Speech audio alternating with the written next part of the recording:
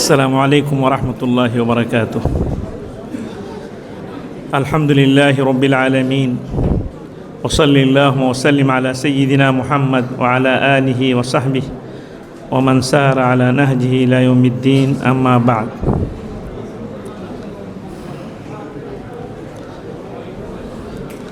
فأعوذ بالله من الشيطان الرجيم. بسم الله الرحمن الرحيم. وأقم الصلاة لذكري.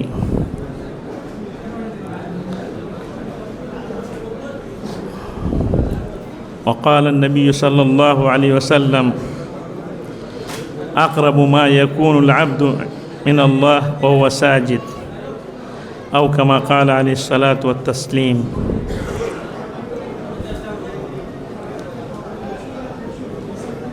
حضرت مولانا فضل رحیم صاحب مجددی مدد العلی، جنرل سیکرٹری آل انڈیا مسلم پرسنل لا بورڈ، اور صدر مجلس، دائس پہ تشریف فرما حضرات علماء کرام، ذمہ داران قوم،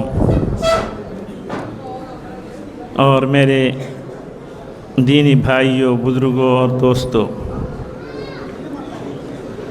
اس وقت ہم آپ بے انتہا خوشی محسوس کر رہے ہیں کہ اللہ کا ایک گھر جو پہلے سے آباد تھا، اس کی توسیع آبادی کے بڑھنے کے پیش نظر کی گئی، جس کو اور آباد کرنے کے لیے اس کو حالات زمانے کے تقاضے کے مطابق اس کی توسیع اور اس کی تزئین بھی کی گئی۔ اللہ تعالیٰ اس مسجد کو اور اس مسجد کی تعمیر کے سلسلے میں جن جن لوگوں نے حصہ لیا ان سب کو شاد و آباد رکھے، خوش رکھے، اور ان لوگوں کو جزائے خیر بھی عطا فرمائے۔ مسجد اس وقت بنانا بہت آسان ہے، اور آپ دیکھتے ہیں کہ جگہ جگہ مسجدیں تعمیر ہو رہی ہیں۔ اصل مسجد یہ ہے کہ آدمی کے دل میں مسجد کا مقام، اس کی عظمت بیٹھ جائے، آدمی کا دل مسجد سے وابستہ ہو۔ مسجد سے نکلا، پھر اس کو ابھی خواہش ہو رہی ہے کہ ابھی ظہر پڑھ کے آیا، عصر کی نماز کب ہوگی، عصر پڑھ کے آیا، مغرب کب ہوگی، عشاء کب ہوگی، اور مسجد سے اس کا تعلق جتنا گہرا ہوگا اسی اعتبار سے اس کے مومن ہونے کی گواہی حدیث میں دی گئی ہے۔ فرمایا گیا: اذا رأيتم رجلا يعتاد او يتعاهد المساجد فاشهدوا له بالایمان۔ جس شخص کو تم دیکھو کہ وہ مسجد سے وابستہ ہے، آتا جاتا ہے، مسجد سے تعلق رکھتا ہے، تو اس کے مومن ہونے کی گواہی دو۔ اس وقت قاری صاحب نے تلاوت بھی کی اور بتایا کہ مساجد کو وہی لوگ تعمیر اور آباد کرتے ہیں جو اللہ پر اور آخرت پر ایمان رکھتے ہیں۔ تو گویا مسجد کی تعمیر کا جس کو اللہ تعالیٰ نے موقع عطا فرمایا، جس نے اس میں حصہ لیا، اس کے گویا ایمان پر ہونے کی یہ دلیل ہے۔ حدیث پاک میں بھی فرمایا گیا: من بنا للہ مسجدا بنى اللہ لہ بیتا فی الجنہ، او کما قال رسول السنہ۔ جس نے اللہ کے لیے، یعنی اللہ کی رضا کے لیے، اللہ کی خوشنودی کے لیے اللہ کا ایک گھر بنایا، تو گویا اس نے اپنے لیے جنت میں اپنا ٹھکانہ اور گھر بنا دیا۔ تو مسجد کی تعمیر یہ توفیق اور اللہ کی توفیق پر منحصر ہے، انسان کے اپنے بس کی بات نہیں۔ کتنے دنیا میں پیسے والے، دولت والے ہیں جن کا پیسہ مختلف جگہوں پر، شادیوں میں اور مختلف چیزوں میں فضول اور ضائع جاتا ہے، لیکن ان کو توفیق نہیں ہوتی کہ اللہ کی راہ میں خیر کے کاموں میں لگے۔ لیکن کتنے ایسے لوگ ہیں جو اپنی گاڑی کمائی، معمولی کمائی پر بھی مسجد کی تعمیر میں حصہ لیتے ہیں، تو یہ اللہ کی توفیق پر ہوتا ہے۔ تو اللہ نے جس سے کام لیا مسجد کی تعمیر کے سلسلے میں، تو گویا اس نے اپنے لیے آخرت میں ٹھکانہ بنا لیا۔ اللہ تعالیٰ اس مسجد کی تعمیر میں جتنے بھی لوگوں نے حصہ لیا ان سب کو، ہم سب کو اللہ تعالیٰ آخرت میں جنت میں بہترین ٹھکانہ نصیب فرمائے۔ تو مسجد کے بارے میں علامہ اقبال نے کہا تھا: مسجد تو بنا دی شب بھر میں ایمان کی حرارت والوں نے، من اپنا پرانا پاپی ہے برسوں سے نمازی بن نہ سکا۔ تو ایسے نہیں کہ ہم نے وہ مسجد دیکھی ہے جو ایک رات میں بنی. شبھر میں مسجد جو بنی تھی، مسجد شبھر ہی اس کا نام ہی رکھا تھا. 3 صفیں اندر تقریباً 12-13 آدمی ایک صف میں یا 15 آدمی آ رہے تھے، 3 صفیں تھیں.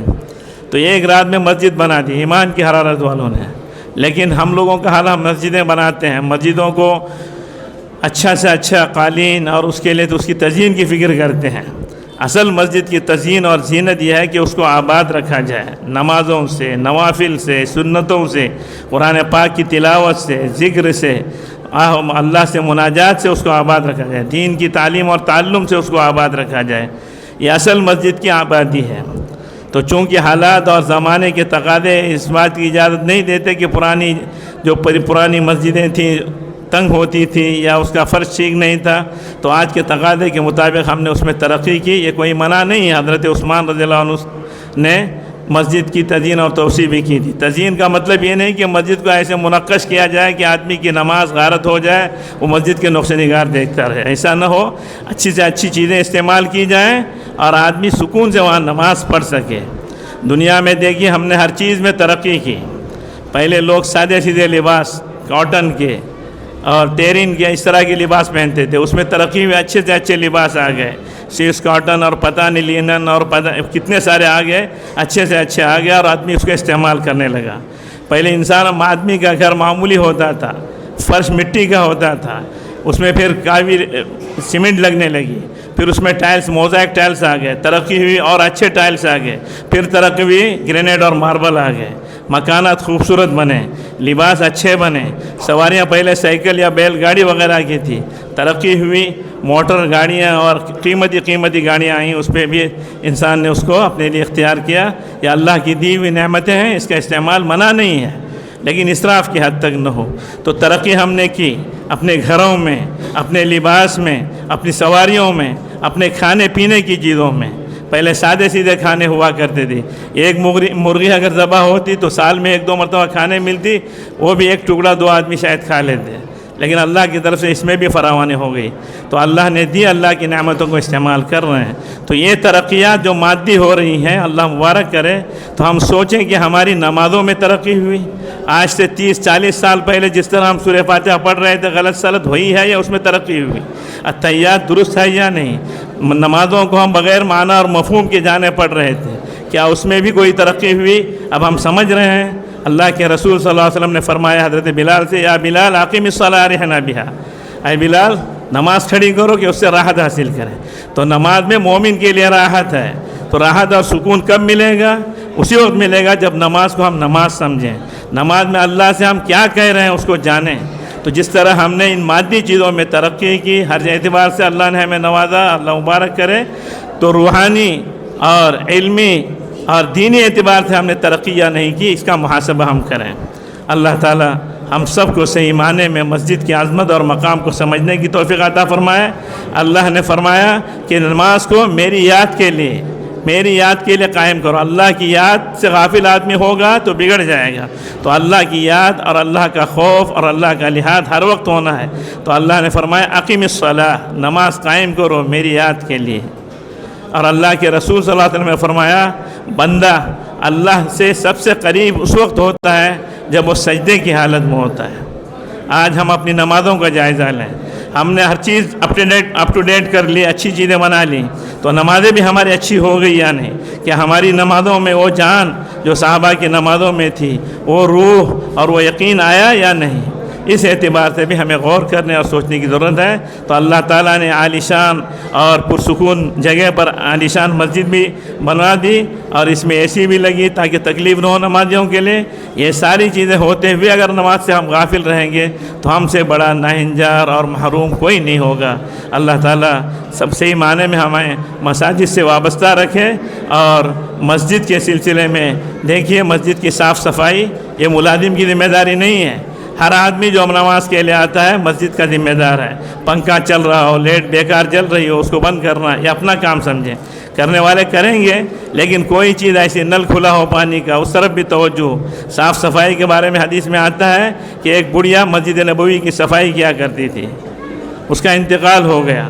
عام سی عورت تھی، نبی اکرم صلی اللہ علیہ وسلم نے 2-4 روز نہیں دیکھا، یا وہ نظر نہیں آئے تو آپ نے صحابہ سے پوچھا وہ بڑھیا جو آتی تھی کہاں؟ تو صحابہ نے فرمایا کہ اس کا انتقال ہو گیا اور ہم نے رات میں اس کی تدفین کر لی۔ تو آپ نے کہا کہ مجھے کیوں نہیں اطلاع کی؟